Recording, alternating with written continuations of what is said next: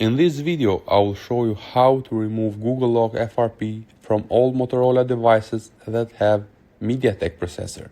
So to get started, you need to download the tool. It is called TSM Tool Pro. So you need to go on google.com and on the search bar, you need to write download TSM Tool Pro.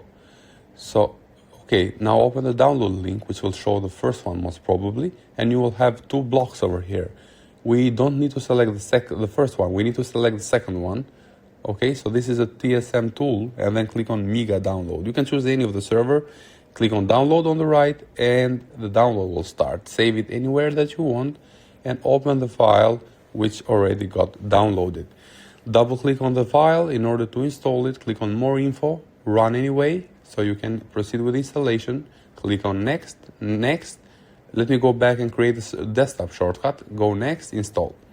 Okay, so the installation is pretty simple. Click on Finish, and then you will have an icon of TSM tool on your desktop. After you hit Finish, the tool will automatically run itself. So just wait and the tool will start. Okay, so here we have the tool. This is the login screen. You will need to have an account on this website.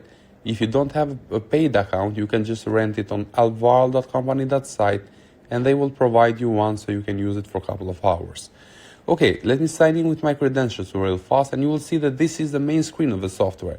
It is pretty fast, it is pretty easy to use. Click on Brand, choose Motorola, and the next thing you need to do is click on Remove FRP.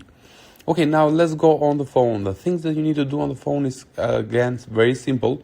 You need to power off and then disconnect the cable, and then hold volume up and volume down both together and connect the cable while holding these two buttons. Just like you see in the video, power off, hold both buttons, and then connect the cable while holding the buttons. And if you do it properly, you will see same thing like I'm seeing on my computer right now, and the message in the end says removing FRP lock, okay.